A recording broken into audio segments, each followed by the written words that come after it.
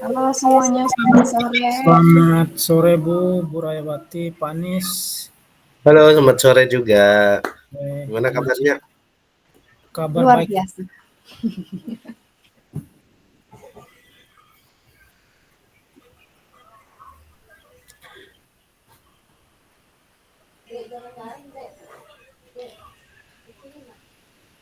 Oke, Bu Uci ini lagi ada kegiatan. Ya, lanjutkan aja, Bu.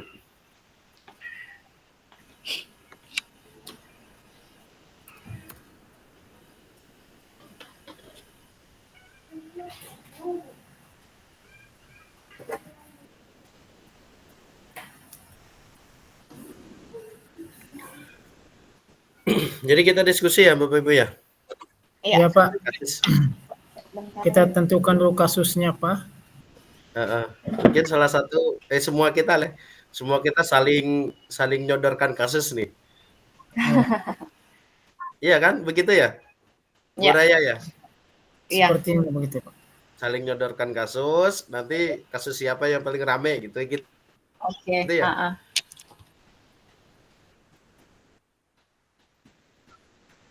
Biasanya tingkat SMA yang paling rame kayaknya. Enggak, sama aja. Raya berarti. Mulai dari siapa nih kasusnya dulu ya? Dari Ibu. Iya kan? Mbak Pri. Begitu ya? Bu Raya ya. Menyodorkan kasus. Jadi kasus itu yang paling rame gitu ya. Iya. Mungkin ada suatu kasus yang sampai di koran? Sama aja.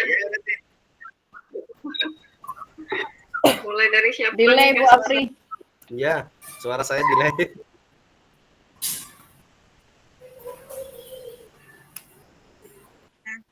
Pakai 2, Bu. Oh ya. Nah. Oh, oke 2. Ini kasus apa tuh, dilema etika kah? Ya, betul, dilematika. Kalau kasus apa yang benar salah tadi tuh? Iya. Dilema moral kah? Itu kan jelas. Oh. Kalau dilema etika ini kan masih simpang siur lah. Penilaian bisa jadi benar, bisa juga salah kan seperti itu. Iya. Dilema etika.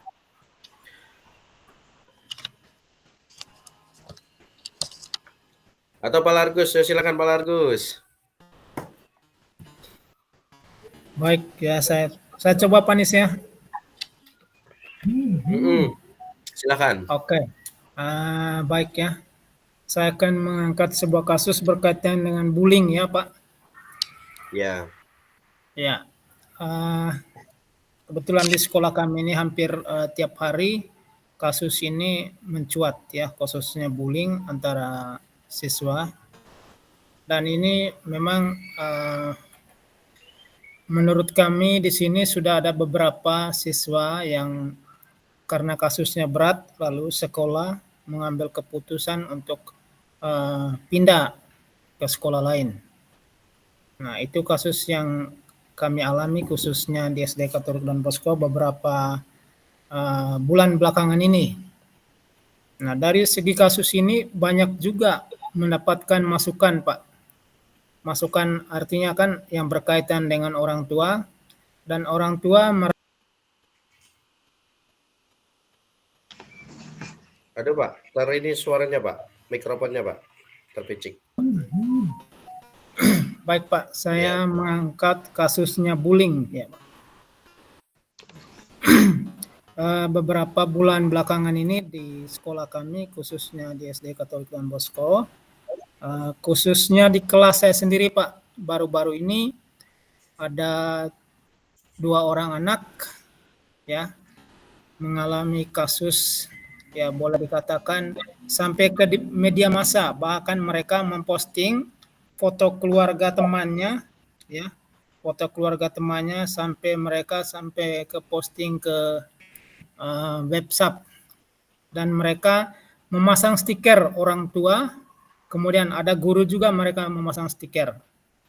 Kemudian dari beberapa informasi yang saya dapat, kebetulan saya wali kelasnya, saya bertanya kepada mereka, kenapa sampai segitunya kamu membuat sampai ke website atau ke Facebook, bahkan sampai di Instagram, Pak. Lalu mereka menyampaikan alasan setelah mereka menyampaikan alasan, saya menampung apa yang mereka kemukakan. Kemudian keesokan harinya juga saya akan memanggil orang tua daripada anak yang bersangkutan. Setelah digali-gali informasi, ya, orang tuanya sendiri pun tidak tahu ya kelakuan anaknya, Pak. Nah, setelah saya mencari tahu lebih dalam, apalagi kita sudah banyak belajar tentang bagaimana menangani kasus ini, lalu saya bertanya, memanggil kedua orang anak ini secara di tempat-tempat yang khusus. Misalnya ada di ruang khusus saya panggil, mungkin kalau di tempat terbuka ada temannya mereka sungkan untuk menyampaikan. Lalu di tempat khusus ini mereka akan terbuka satu sama lain. Ya. Lalu saya tanya, kenapa sampai segitunya kalian memposting foto keluarganya, kemudian ada guru juga kalian di situ membuat stiker dan lain-lain. Ya.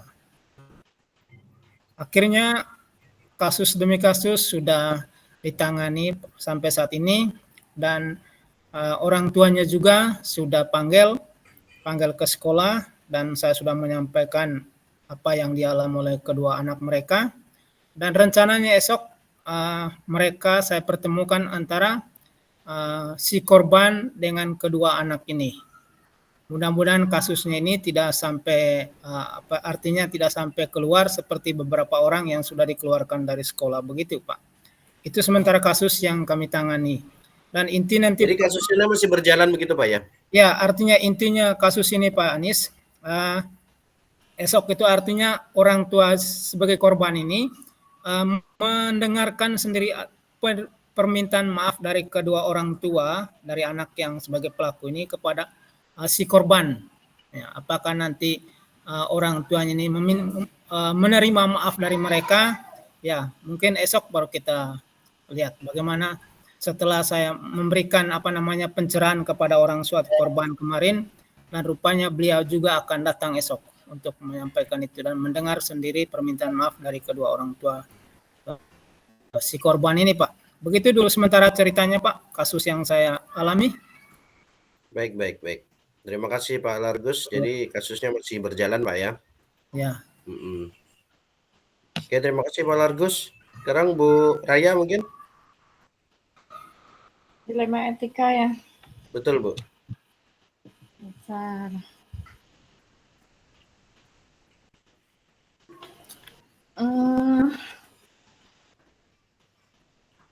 Dilema etika ini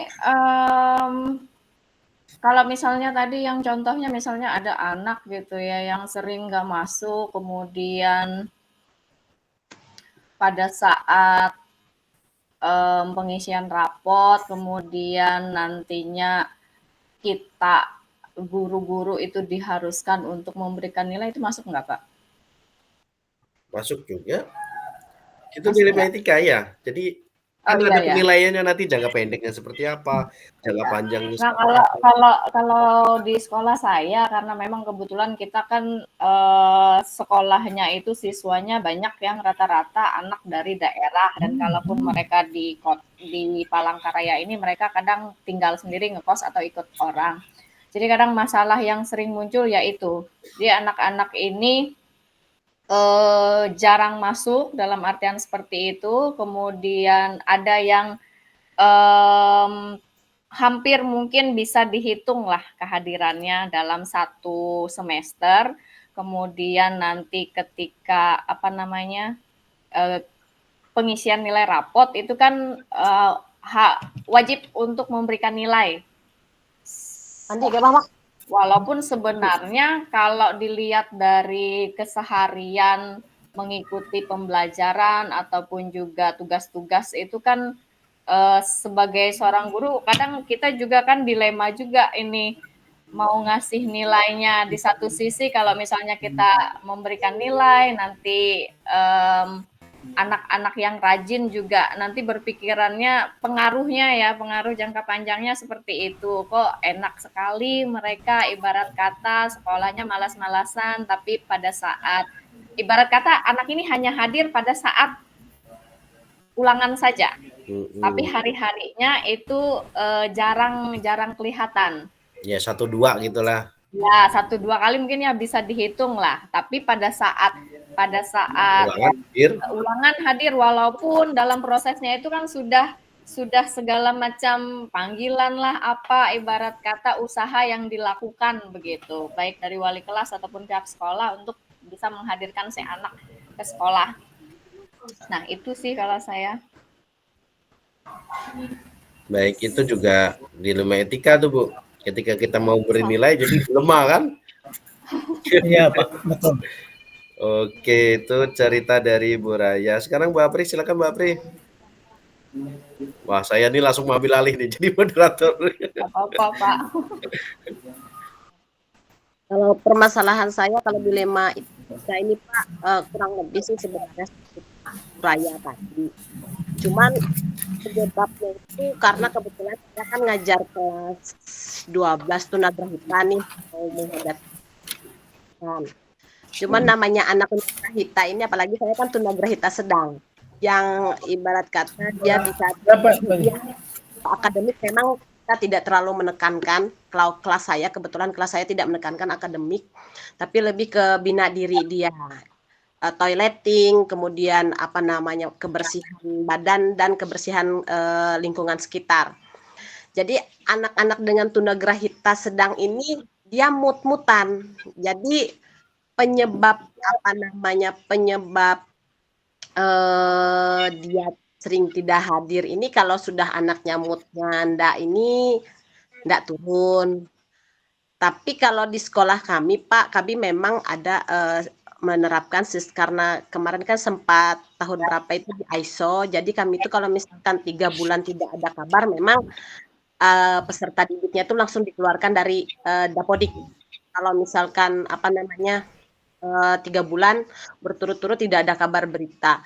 Tapi kebijakan kepala sekolah kami karena kan ini anak-anak berkebutuhan khusus di sekolah kami ini. Jadi selama orang tua ada memberi kabar alasan dia tidak hadir.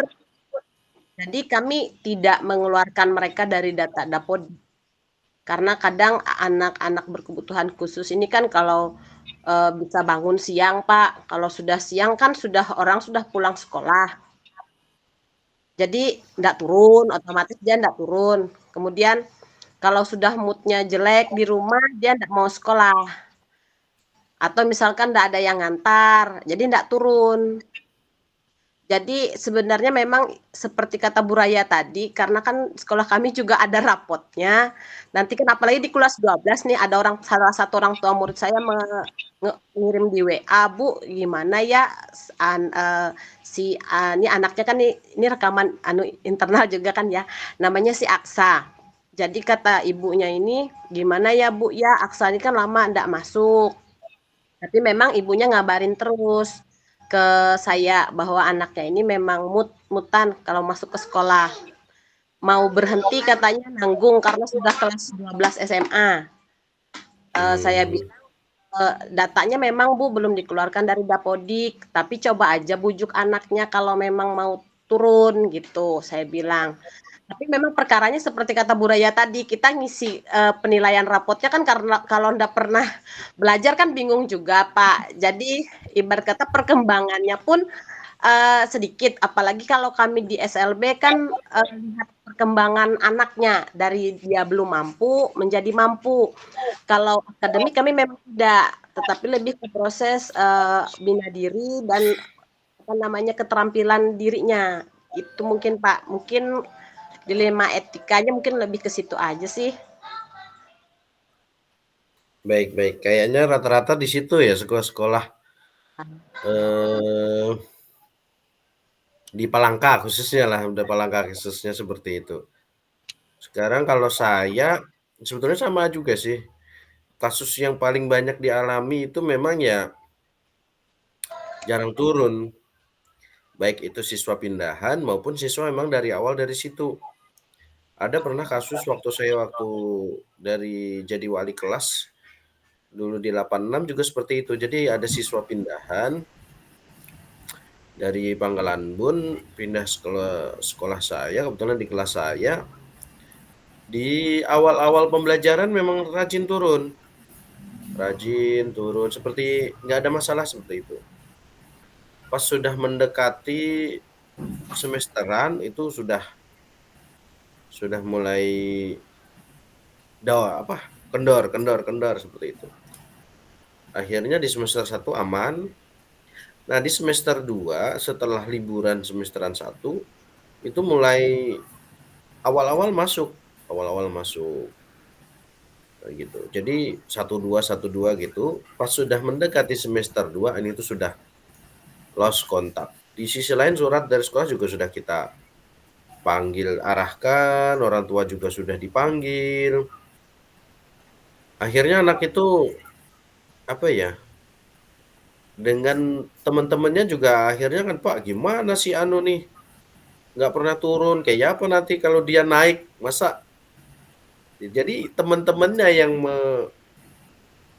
memberikan statement-statement yang jadi guru kan juga walaupun itu belum dirapatkan untuk semester 2. Tapi akhirnya anak itu pindah lagi ke sekolah di daerah Pangkalan Bun sana. Jadi di semester 2 sudah nggak kami tangani lagi karena sudah pindah. Jadi kayaknya kasus-kasus di Palangkaraya rata-rata ya nggak turun-turun itu. Kira-kira kasus siapa nih yang paling kan kita bisa ngambil kasus dari kita kan yang memang pernah dialami, atau kita bisa ngambil kasus viral juga bisa. Mungkin kasus yang viral dilema etika, ada nggak? Yang kemarin aja ya, yang siswa berprestasi yang katanya nggak naik kelas itu. Kasus orang lain? Ya, tapi lebih baik kayaknya ngambil punya kita, cuma kan kasus kita aja. Ya, bisa. Karena kalau kasus kita tahu seluk-beluknya, sebenarnya suruh menjelaskan kita juga tahu. Karena kasus yang paling banyak dari Pak Anies adalah anak yang hanya turun untuk beberapa saat hanya dapat nilai, maka ambil kasus ini aja ketiga-tiganya tadi kan. Ya, dari 3 sampel kayaknya memang ini yang paling banyak. Kalau di ini yang paling menonjol tadi. Kasus pembulian pun saya yakin setiap sekolahan tuh ada. Saya yakin setiap sekolahan ada. Cuma efeknya kalau di sekolah saya sendiri sih, itu bisa terselesaikan tanpa harus kayak punya Pak Largus tadi melibatkan orang tua. Jadi kami sekolahan sudah bisa menyelesaikan sendiri tanpa harus. Kalau punya Pak Largus tadi belum selesai Pak ya kasusnya ya? Belum selesai ya Pak. Belum selesai. Karena ada orang tua yang keberatan. Betul. Seandainya itu kasusnya sudah selesai, sebetulnya bagus juga kita angkat. Jadi endingnya seperti apa kan ada kita keputusan gitu nah. Iya. Kalau belum selesai kan susah kita memutuskan mau dia kemana arahnya. Betul Pak. Kalau kasus Bu Raya dan Bu Apri gimana? Sudah selesai kah kasusnya itu? Kalau masalah siswa yang jarang turun, sepertinya Pak ya setiap tahun itu pasti ada. Kalau di sekolah kami, betul. Apalagi saya kan sekolahnya swasta, jadi kadang di awal-awal semester itu kan biasanya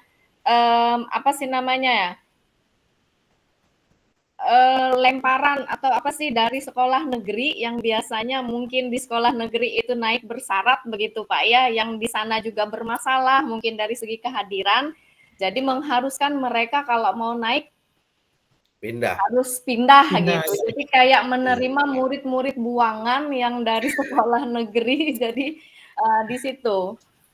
Iya, betul. Apalagi kalau sekolah saya, Pak, itu di SMP itu tidak ada istilah tidak naik kelas. Iya.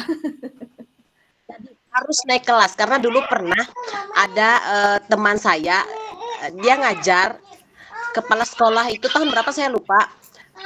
dia siswanya nggak naik kelas. Jadi dia dipanggil oleh kepala sekolah, ditanyakan penyebabnya apa. Padahal dia ngajarnya anak tunagrahita, karena tunagrahita kan kita tidak bisa menuntut dia untuk akademik.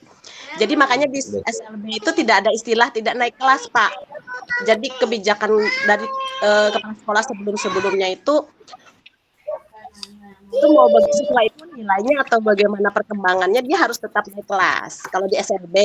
Betul, betul. Kalau sekolah umum kan Betul.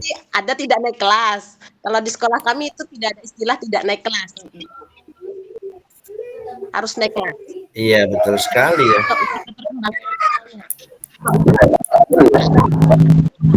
Kalau di umum bisa tidak naik kelas. Kasus tahun lalu juga di sekolahan kami menangani bahwa ada satu orang tidak naik kelas karena memang faktor ketidakhadiran itu sangat banyak. Jadi kami tidak putuskan dia tidak naik kelas, tapi anak itu tetap masuk. Nah itu salutnya. Walaupun tidak naik kelas, anak itu tetap masuk. Tinggal kelas di kelas 8 masih masuk. Tidak putus asa seperti itu. Nah sekarang Bapak Ibu pilih, yuk kira-kira kasus siapa? Kasus seperti apa? Bapak Ibu izin sebentar ke belakang. Silakan. Iya. Atau saya juga mau izin sebentar nih, sambil mikir kasus siapa. Ya, aman, Pak.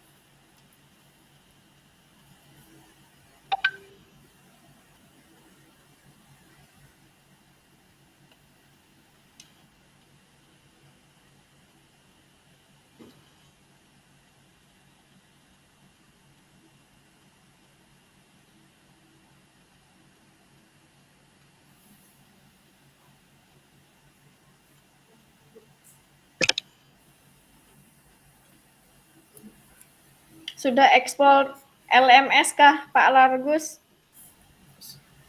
Tugas apa, Bu? Di LMS sudah explore kah, Pak? Segala tugas-tugas yang modul 3.1 ini? Sudah sebagian, Bu. Saya sempat kemarin, Bu, lambat kerja pretest itu. Oh, yang Karena pretest saya ya? lagi membawa anak ikut turnamen itu. Saya kemarin juga pas malam itu kan baru datang dari luar kota juga itu, malam langsung menjawab.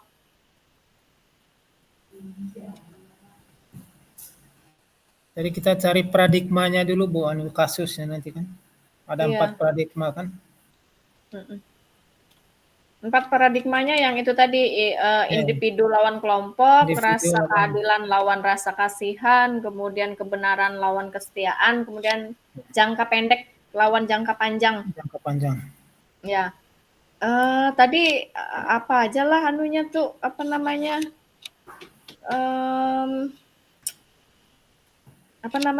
penilaiannya itu unsur-unsurnya yang harus ada.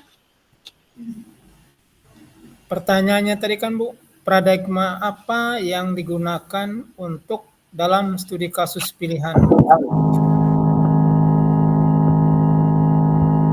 Kan kita menentukan kasusnya dulu, baru nanti kan tentukan paradigmanya.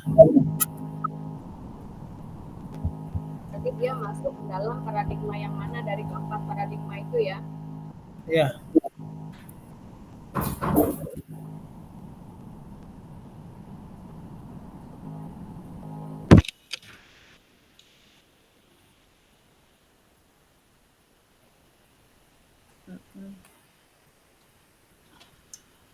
Ya. Yang pertamanya memang paradigma apa yang digunakan dalam studi kasus pilihan. Kita kalau sudah menentukan kasusnya, habis itu paradigma yang digunakan dalam kasus itu paradigma yang mana di antara 4 paradigma 4, iya. etika tadi. Kemudian yang keduanya prinsip mana yang mendasari pilihan pengambilan keputusan yang diambil.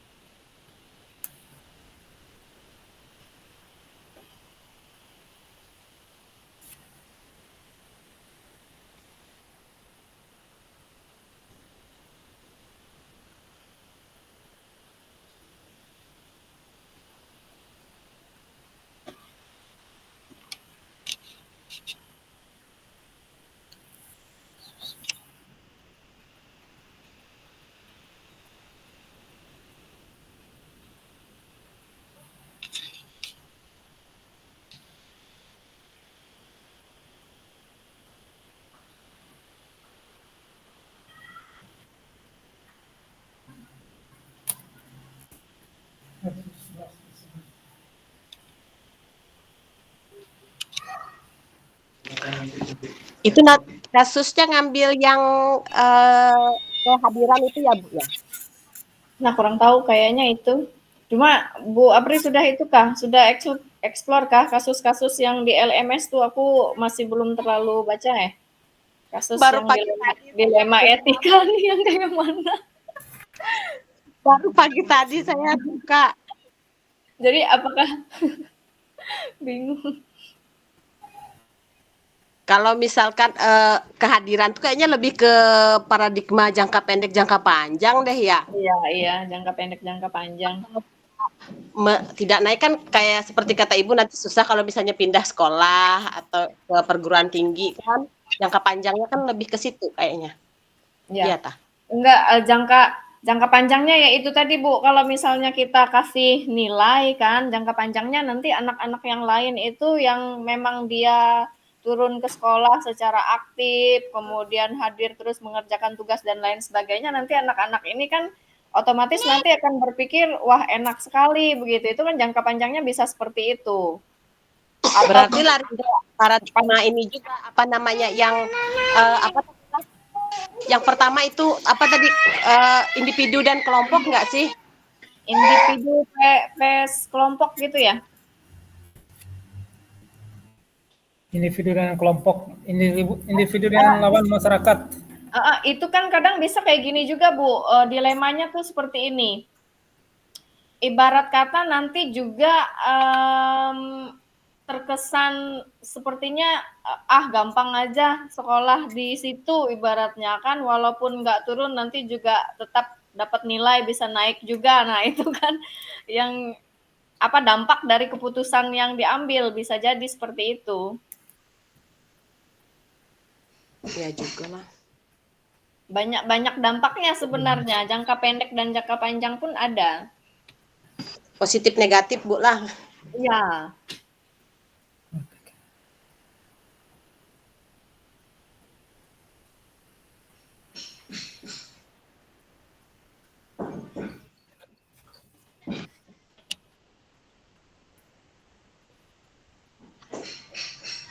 Halo, gimana Bapak Ibu? Sudah dapat kasusnya? Menunggu Pak Anies. Menunggu Pak Anies ya.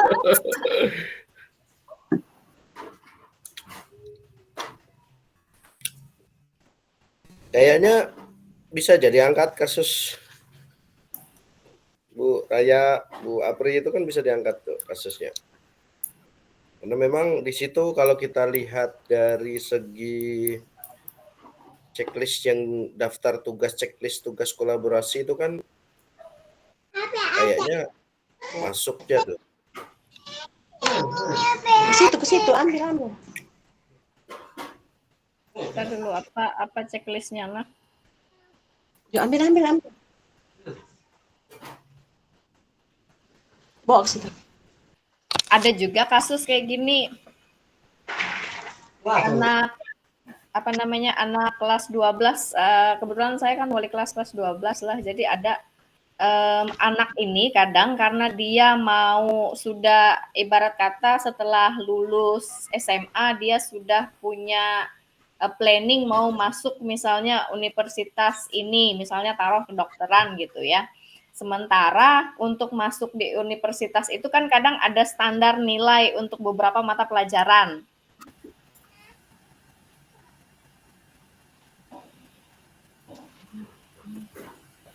Ya.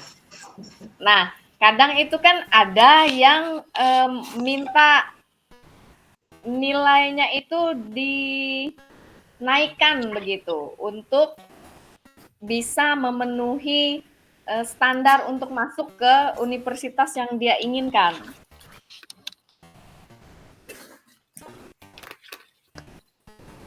Jadi dinaikkan nilainya.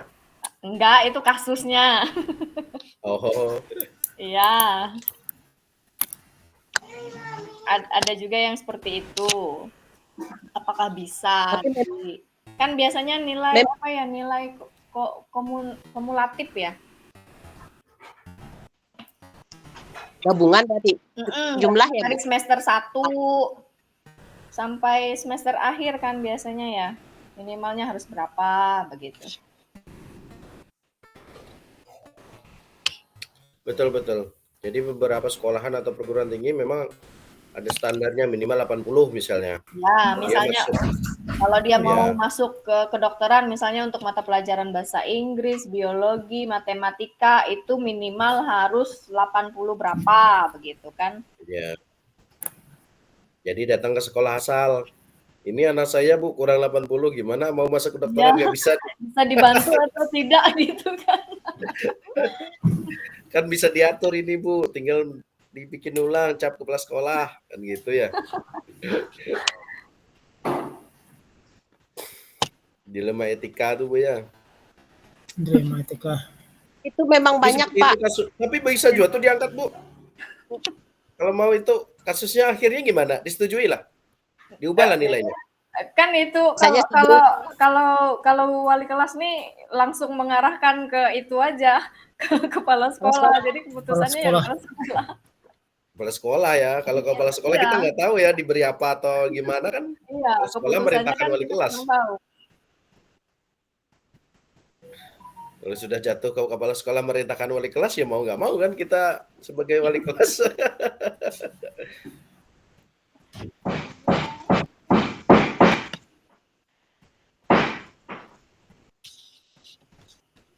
Bagus juga tuh kalau mau diangkat, unik juga tuh. Bu, ada yang bertukang kah, Bu Apri? Tukang. Ya, di rumah Pak lagi ada yang bertukang.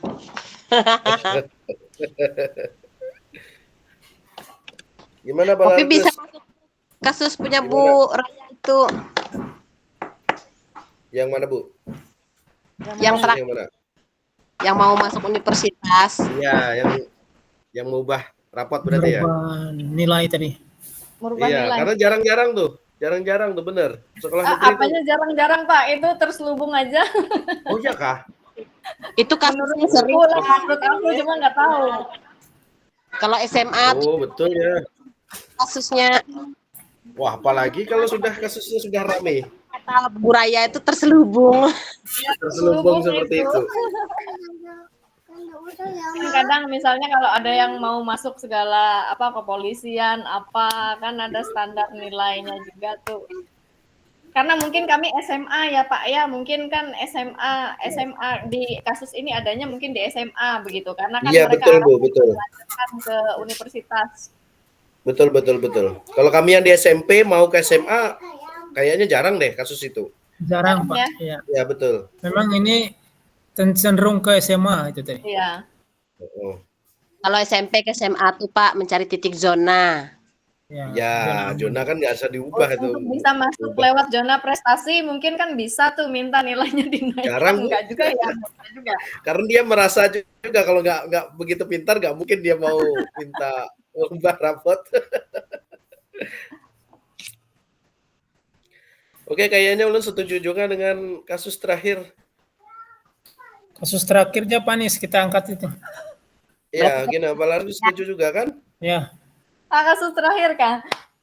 ya. Ya, Iya. kasusnya Pak. Karena ini jarang, karena sekolahan kami nggak ada yang seperti itu. Kan jarang nih, unik nih. Oke, kalau melihat dari ini satu, studi kasus pilihan mengandung unsur dilema etika. Dah mengandung. Memuat salah satu paradigma dari 4 paradigma. Ada Bu ya, 4 paradigmanya kan?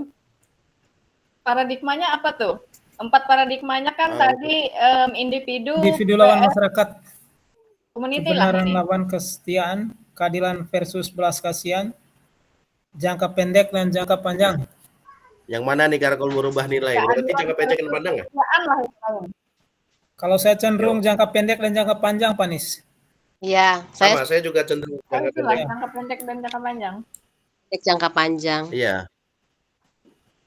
Berarti masuk.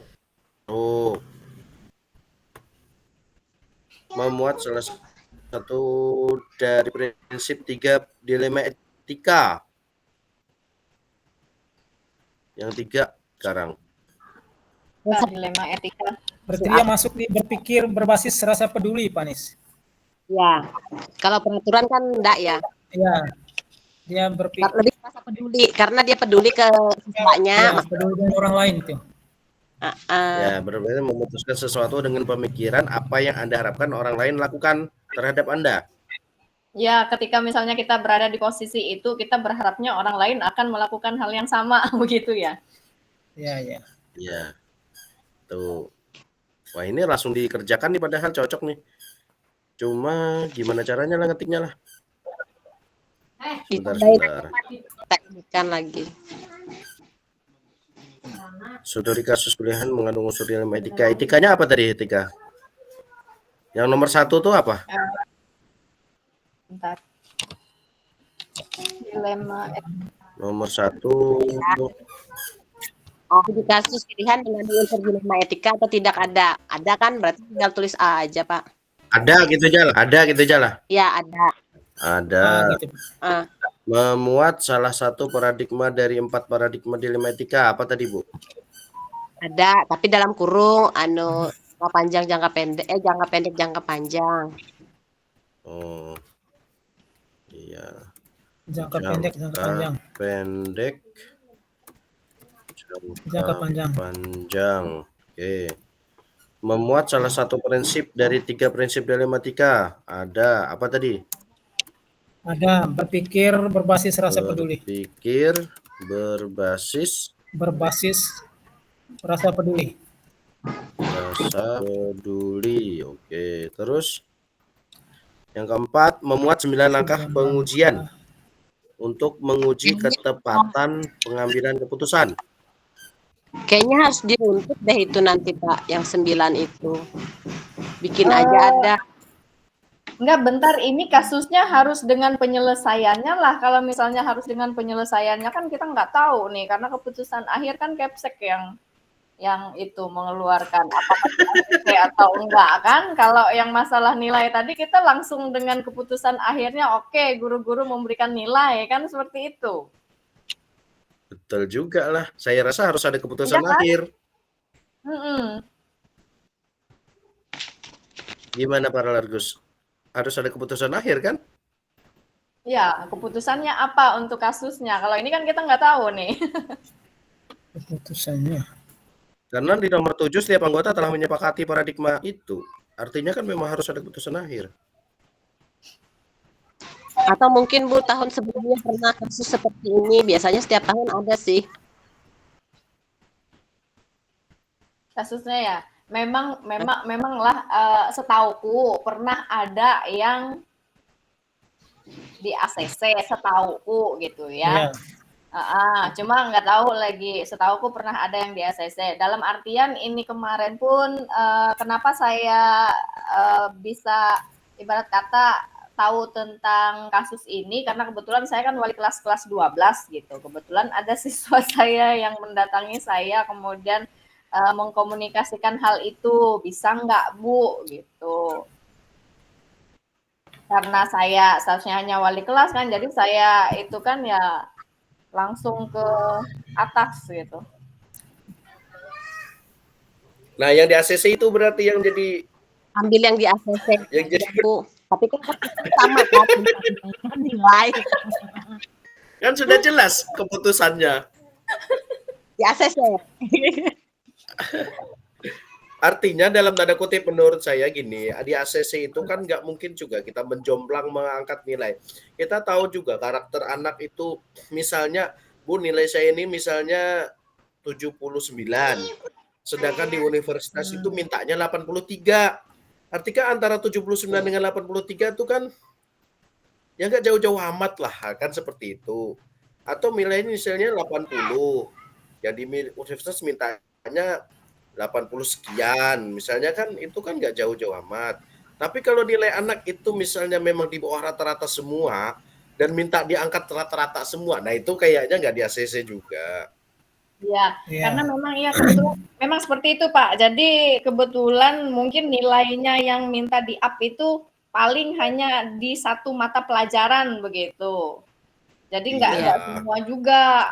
Kalau semua juga iya. nggak berani. Saya rasa nggak berani Nah, lah nggak makanya akan di ACC.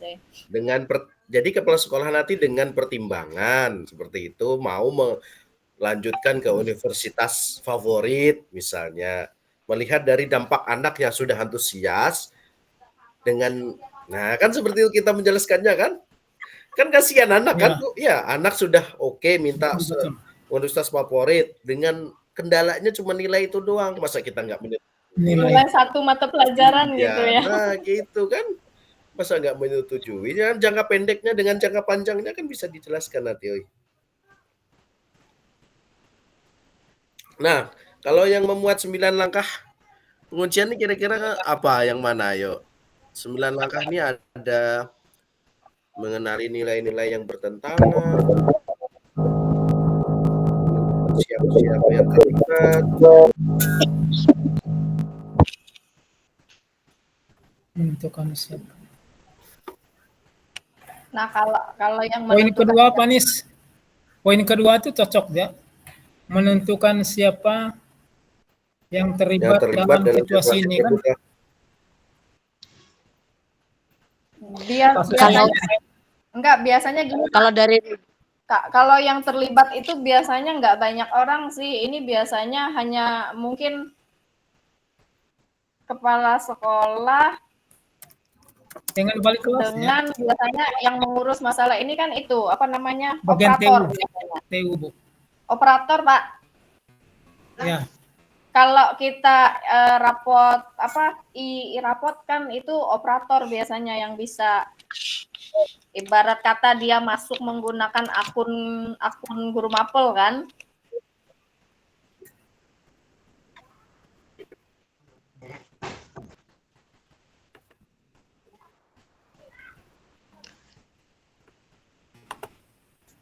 tapi kalau poin nomor 4 tuh enggak semuanya dimasukkan Kak, memuat 9 langkah. nomor 4. Di daftar checklist. Memuat 9 langkah kayaknya mungkin misalnya kalau mengenali nilai-nilai yang saling bertentangan tuh apa. Nah, itu dia Nilai semua dimasukkan atau kayaknya itu menjawab masing setiap langkahnya itu kayaknya karena memuat 9 langkah. Berarti kan diuraikan. Ya, langkah pertama Bertentangannya kan karena ini harus menaikkan nilainya itu.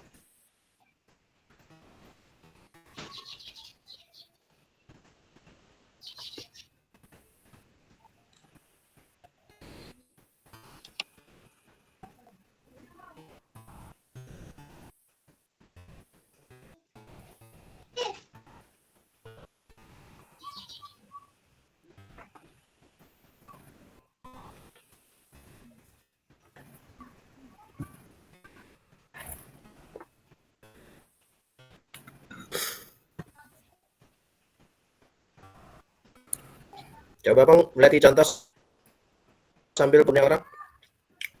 Ya, sambil melihat contoh kasus punya orang. Gimana sih ya? Si punya orang.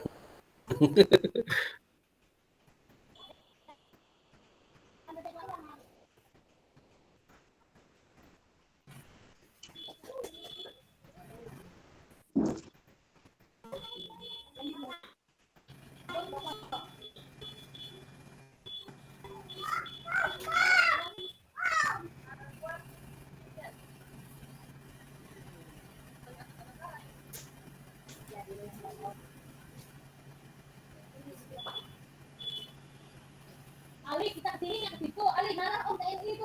Dia cekam.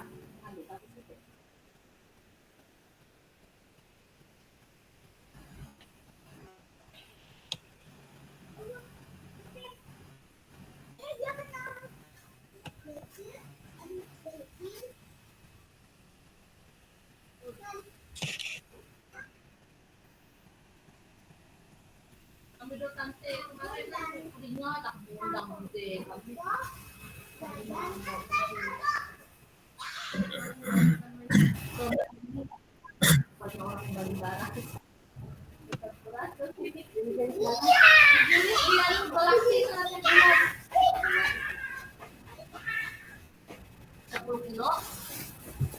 Adalah Bu, contoh kasus punya orang. Kalau contoh kasus punya orang, ini yang kulihat ini masalah itu Pak, masalah nilai. Jadi di sini permasalahannya itu adalah pada saat rapat kenaikan kelas, biasanya kan harus objektif dalam memberikan penilaian terhadap semua peserta didik. Namun kalau melihat nilai siswa, perolehan nilai yang didapat siswa itu sebenarnya beberapa siswa itu nilainya belum mencukupi atau tidak mencapai KKM untuk bisa dinyatakan bahwa siswa ini boleh naik ke kelas yang lebih tinggi begitu. Di sini kepala sekolahnya menyarankan guru untuk tetap menaikkan siswa dengan nilai yang di bawah KKM dengan beberapa pertimbangan. Itu. Ini sama kasusnya kayak kasus yang pertama, yang ibarat kata nggak hadir, tapi pada saat pengisian nilai ada nilai itu sama seperti kasus yang pertama. Jadi paradigma yang digunakan di situ adalah paradigma Kasihan. rasa keadilan lawan rasa kasihan. Belas kasih. Nah, terus kalau yang memuat 9 langkah ini apa? Isinya. Memuat 9 langkah Pengujian untuk Dimasukkan menguji ketepatan dan keputusan. Apakah 9-9-nya dimasukkan ataukah yang diperlukan saja yang dimasukkan? Kayaknya semua masuk. Semua Pak Nis, tapi dia didefinisikan masing-masing kasusnya anunya tuh 9 itu. tahap-tahap Berat juga. Tahap-tahapnya ada di situ. Kalau yang 9 itu memang semua masuk Pak. Misalnya ini kan nilai-nilai yang saling bertentangan dalam kasus itu adalah nilai kejujuran, tanggung jawab, dan nilai kasihan. Kalau masalah jujur kan otomatis itu sudah bertentangan dengan nilai kejujuran. Kemudian tanggung jawab dan juga nilai kasihannya. Kenapa dinaikkan? Karena ada rasa kasihan kan di situ. Kemudian siapa yang terlibat di situ? Kepala sekolah, guru, wali kelas, guru BP, siswa, dengan wali murid. Fakta yang relevan dengan situasi, daftar absen, rekap nilai, kemudian catatan guru mapel, hasil bimbingan BK, dan catatan wali kelas. Di sinilah. Lengkap berarti nah. Semuanya dimasukkan berarti kesimpulannya lah. Ya, semuanya dimasukkan Pak. Kita analisis misal dari 9 itu di kasus ini apa nih? Menentukan siapa yang terlibat, kemudian fakta-faktanya apa. Berarti ya udah kita masukkan semuanya.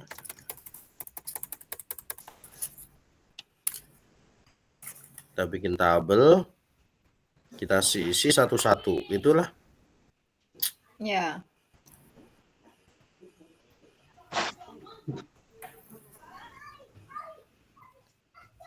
Satu.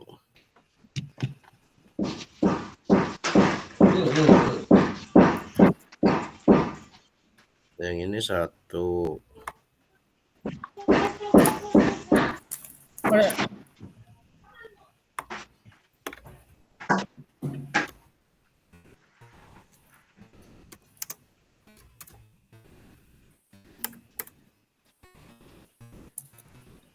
Kasusnya dulu Pak Anies.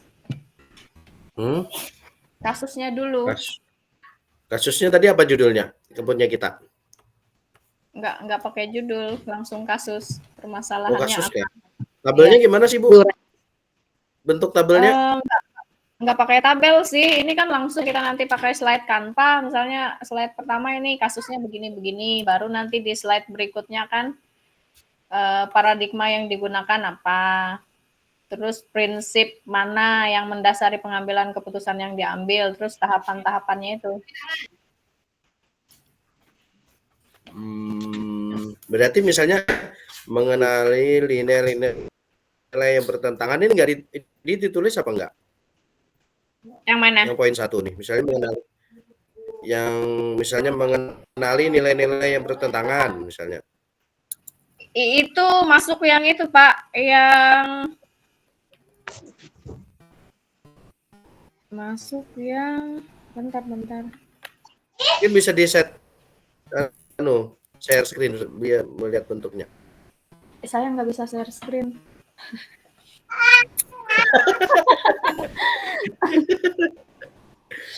Coba sambil Pak Anies buka cari punya orang di di internet kah apa? Saya rasa kurang lebih aja kok. Iya kah? Di YouTube biasanya. Di YouTube kayak apa? Nanti di share kita lihat sama-sama kayak mana.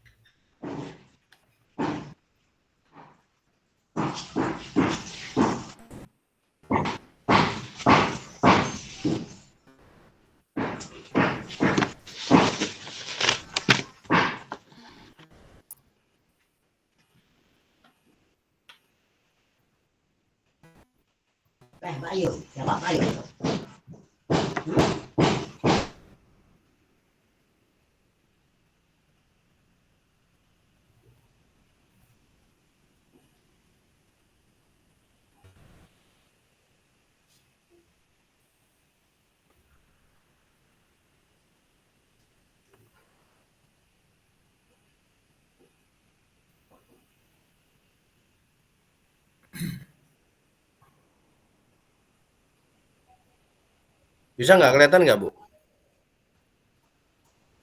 Belum. Kalau di saya belum. Iya, enggak.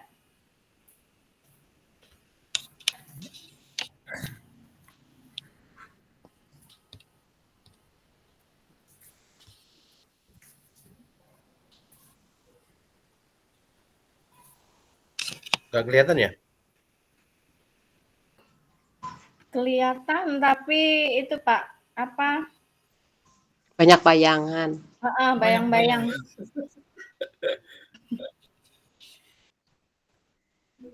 Window.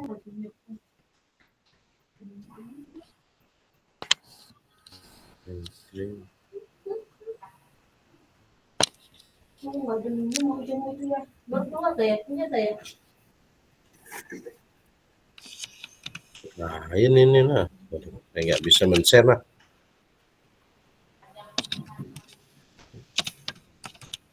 Saya nggak bisa men-share-nya. Video orang nggak bisa men-share.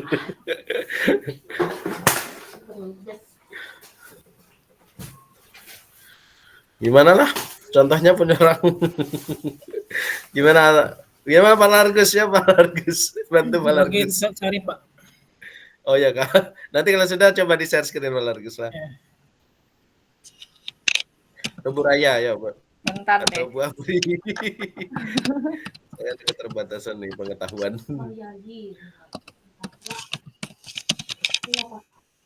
Bu Raya aja. Bentar.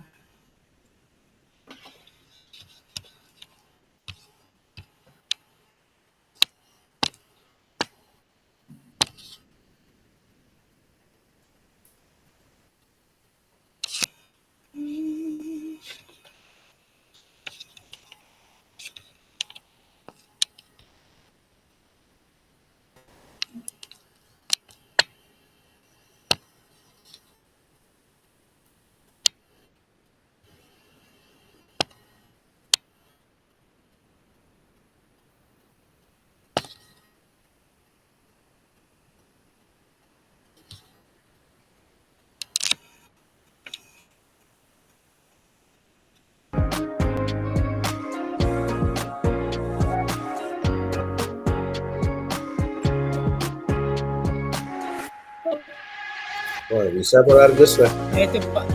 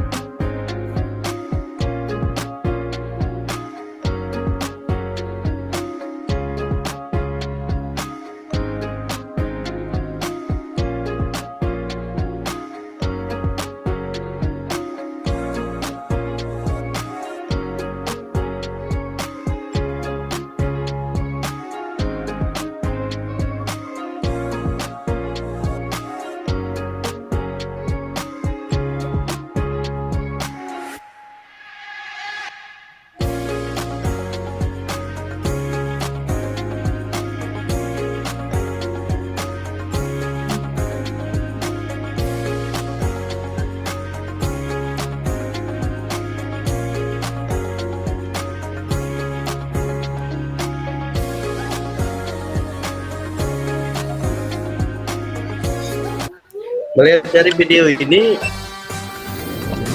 kayaknya ada keputusan yang saya ambil. Ya Pak. Betul Pak Argus. Tadi ada video keputusan yang saya ambil.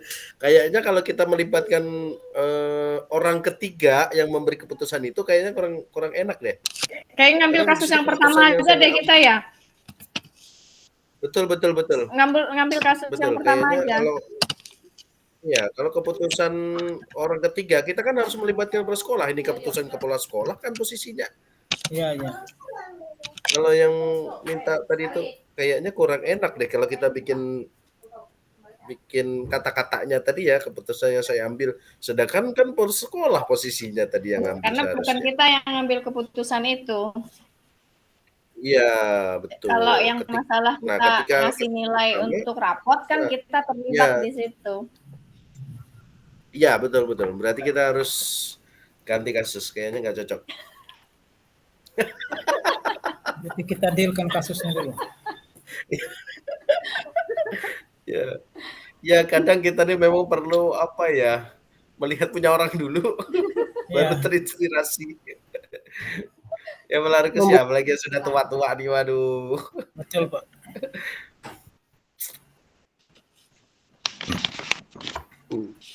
Oke, berarti kita ngambil kasus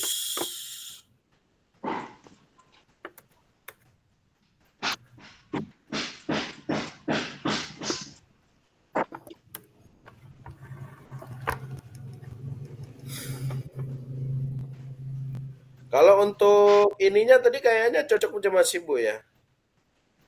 Yang kolom-kolom itu kayaknya masih cocok aja ya di ini. Tadi share screen apa Pak? Chrome tab, window atau entry screen? Yang mana Pak? Bapak share screen tadi. Saya langsung di YouTube-nya aja Pak.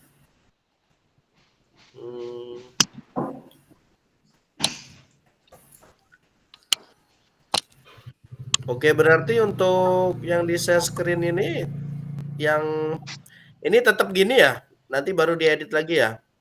Ya, yang kayak tadi itu Pak. Yang daftar ini tetap ya? Ya, tetap daftarnya seperti ini.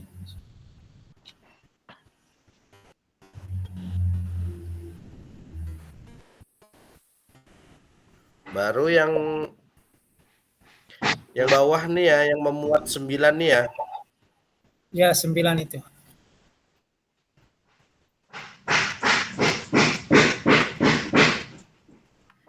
Kenapa sebenarnya saya 8 nih?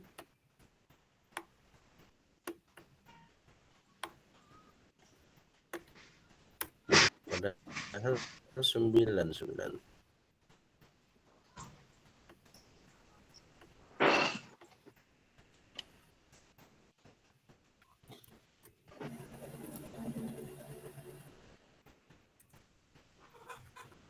Nah, oke, berarti bisa didekte satu-satu, Bu. Misalnya mengenali nilai-nilai yang bertentangan. Apa nilai apa aja tadi? Kejujuran pasti. Nilai yang bertentangan atau langsung kejujuran gitu aja? Nilai yang bertentangan gitu kah? Yaitu kejujuran. Apalagi, Bu?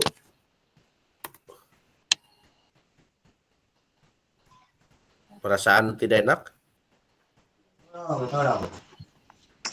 Perasaan bersalah. Punya orang tadi apa aja yang ingin bacakan Bu Raya? Apanya? Kalau di Punya orang sini tidak, yang Bu? punya orang nih nilai-nilai yang saling bertentangan dalam kasus itu adalah kejujuran, tanggung jawab, dan nilai kasihan. Nah, Kasihan. tanggung jawab. Dan kasihan. Dan kasihan. Kasihan atau nilai kasihan? Kasihan gitu doang. Kasihan, ya. Karena kan nilai-nilainya di atas itu sudah berarti nilai kejujuran, kasihan. tanggung jawab, dan kasihan. Gitu ya, kasihan gitu aja ya. Sekarang poin yang 2 berarti lah. Siapa yang Yang kedua terlibat? menentukan siapa yang terlibat Ya. dalam situasi tersebut. Siapa yang terlibat? Siapa kira-kira kalau kita memberi nilai, ini tetap kita kembali ke masalah yang pertama aja lah. Kalau yang terlibat otomatis yang pertama kepala sekolah, karena yang memberikan instruksi kan sudah pasti itu kepala sekolah tuh. Setelah Guru itu mapel. Kepala sekolah, guru wali kelas, Oke, guru mapel. Wali Guru kelas. atau wali kelasnya, kemudian wali kelas, Siswa. siswanya.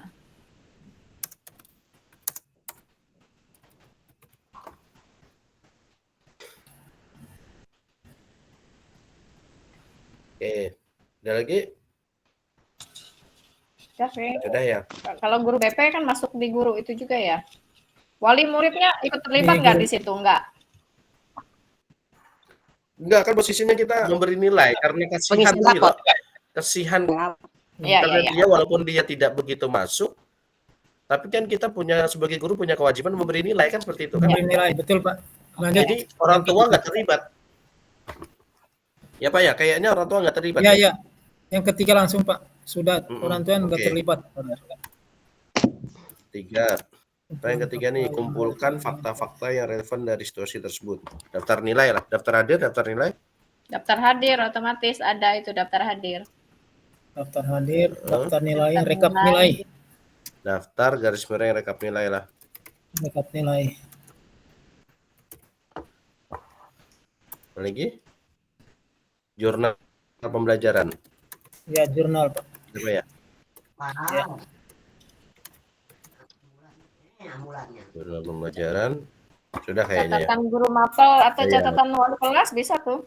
Betul-betul catatan guru mapel Atau wali garis kelas. miring wali kelas. Oke, ada lagi? Yang keempat, lanjut yang keempat Pak Nis. Lanjut, Pengujian oke. benar atau salah. Pengujian benar atau salah dengan uji legal. Uji regulasi, uji intuisi, perasaan, uji publikasi, dan uji panutan. Apa punya orang nih, Bu? Ujian benar salah terhadap situasinya yang pertama apakah ada aspek pelanggaran hukum dalam kasus tersebut. Nah, ini berkaitan dengan Uji legal kan itu. Uji legalnya apakah ada pelanggaran hukum terhadap kasus tersebut. Nggak ada. Tidak ada. secara kemanusiaan aja. Uji legal kah? Uji legal tidak ada agar kasus hukum. Uji legal gitulah dalam kurung lah. Legal, ya. Iya, Ya. uji legal. Terus Tidak ada. Langsung jawabannya aja itu Pak. Enggak ya? gimana? Ada Kan kah? ada Dalam apa? kurung lagi Terhadap kasus tersebut kan tidak ada. tidak Tidak ada gitulah. Dalam kurung kah? Jawabannya aja lah. Mungkin di depannya nih Pak, yang di depan apakah itu uji legal titik 2, apakah ada pelanggaran hukum. Jadi yang tersebutnya dalam kurungnya itu ada. Di depan apakah Nah, ya? iya, Uji uji legal legal. gitulah. Heeh. Legal. Apakah di sini Pak, nggak usah tidak pakai, ada gitulah. nggak usah pakai dalam kurung. Tidak ada kah? Nah, dalam kurung tidak ada. Sebentar. Dalam kurung apa enggak? Oh, Apakah koma. ada pelanggaran hukum pada kasus tersebut dalam kurung tidak ada. Dalam kurung tidak Uji ada. legalnya apa enggak di belakang tersebut aja kah? Uji legalnya tuh di depan tapi nggak usah dalam kurung. Jadi uji legal titik 2 langsung Titik pertanyaan 2. itu. Heeh. Oh, Uji legal Uji titik 2. inilah. Terus Uji uji legal regulasi, tidak. Terus uji apa lagi? uji regulasi Titik 2. Apa pertanyaannya? Apakah ada pelanggaran peraturan atau kode etik profesi? Peraturan atau kode Etik sih? Ada tidak? profesi, Pak. Profesi. Kode Kode etik. etik Kode etik dan profesi. profesi. Kode etik profesi dalam kasus tersebut.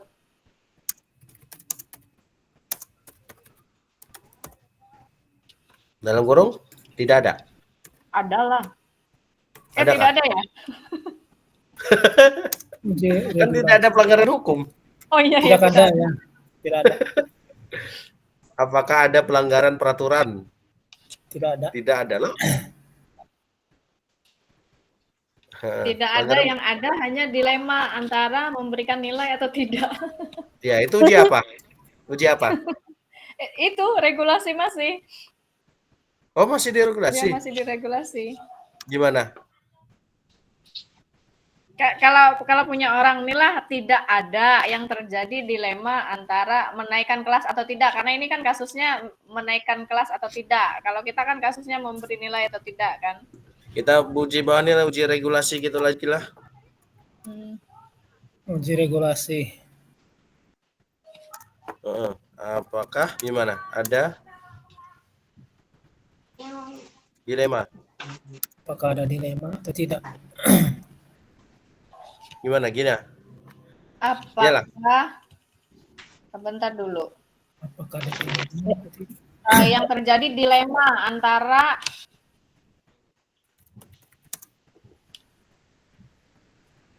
memberikan nilai atau tidak.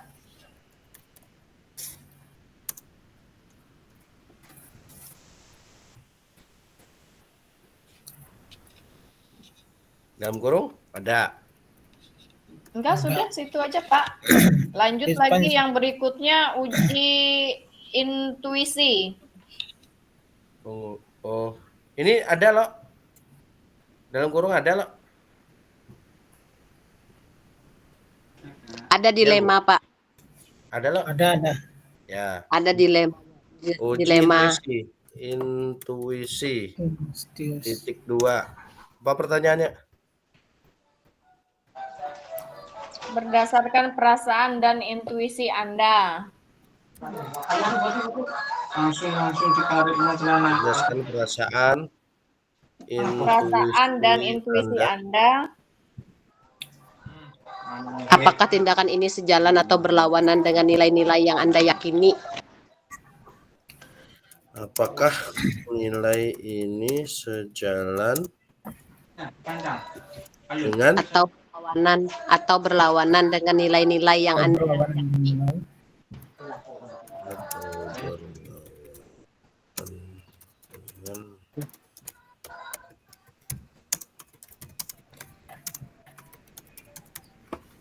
apa jawabannya dalam kurung? Ada lah. Ada Ada. Pak. Ya, ada. Adalah. Ya. Oke. Apalagi habis kayak ujinya. Ada 5 Pak, belum lagi 2 lagi. Apalagi uji Satu apa lagi. lagi? Uji publikasi. Uji publikasi. Publikasi. Kalau punya orang nih, dia tidak hanya sekedar menjawab ada Pak Anies, tapi dia juga memberikan penjelasan. Misalnya di sini kan dia jawabannya ada. Habis itu koma, bagaimana nasib anak tersebut kalau kami tidak Memberikan nilai. ya memberikan nilai, dan apakah minat belajar siswa lainnya akan menurun jika kami memberikan nilai untuk semua siswa baik yang aktif ataupun yang tidak gitu. Wah, bagus juga tuh. Gimana Bapak Ibu yang lain? Setuju nggak ditambahi penjelasan seperti itu? Setuju. Setuju, Pak. Oke, silakan Dekta Ibu. Dari mana nih saya menulisnya? Dari yang ada, Di uji apa? yang Uji uji intuisi. Uji intuisi yang ada. Terus apa? Ada koma, bagaimana nanti Bagaimana nanti nasib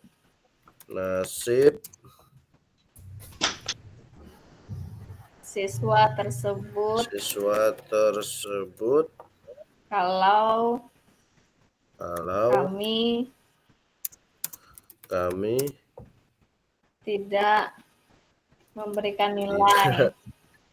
kami tidak memberikan nilai.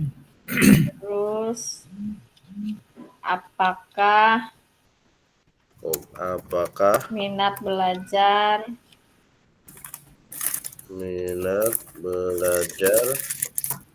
siswa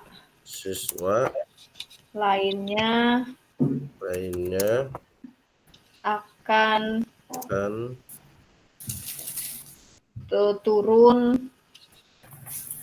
Menurun apa turun? Akan menurun atau turun, bisa menurun, Pak. Menurun ya. Akan menurun jika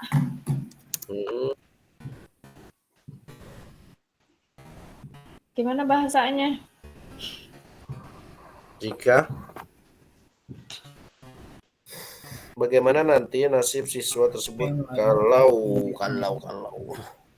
Kalau punya orang nih kan, apakah minat belajar siswa akan turun jika kami menaikkan semua, karena kasusnya tadi menaikkan anak, kalau kita memberikan nilai.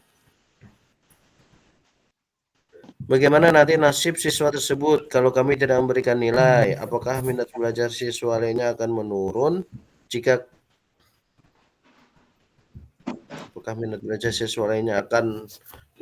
melihat siswa yang tidak masuk? Ketika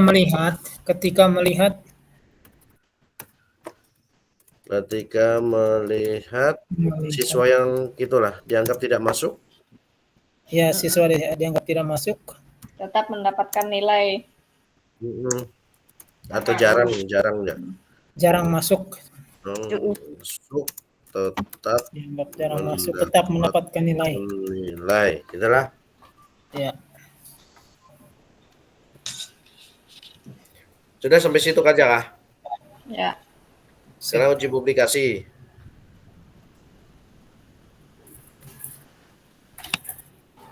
Apa uji publikasinya? Apa yang Anda rasakan? Apa yang Anda rasakan bila keputusan Anda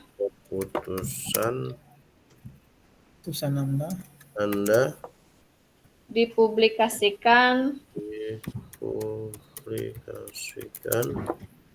di halaman depan koran?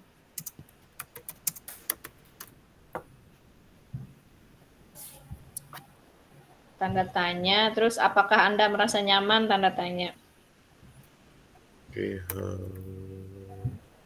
Bentar. Di halaman depan koran, koma, apakah Anda merasa nyaman? Bukan koma Pak, tanda tanya, terus pertanyaan Apa baru lagi, apakah Anda merasa nyaman? Apakah Anda merasa nyaman? nyaman? Jawabannya lah. Ya, terus habis itu jawabannya lagi. Langsung disambung. Mm-mm. Apa jawabannya, Bu?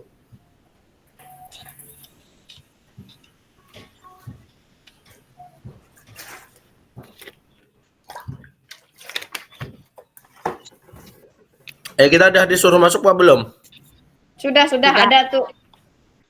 Masuk Kak dulu. Masuk dulu, nanti lanjut lagi. Anu aja lah, bikin grup Jaguapri kayak biasa. Nanti lanjut obrolan di grup lagi. Ya, siap. Ya, Nanti perwakilan refleksi lah Pak Largus atau Pak Anies. Pak Largus ya lah. Saya lagi Siap. pusing. Salam. Oke. Yuk. Oke. Nanti kita sambung Oke, di kita grup, sambung Bu. Bu Afrika bikin grup. Nanti saya bikin grupnya. Oke. Oke.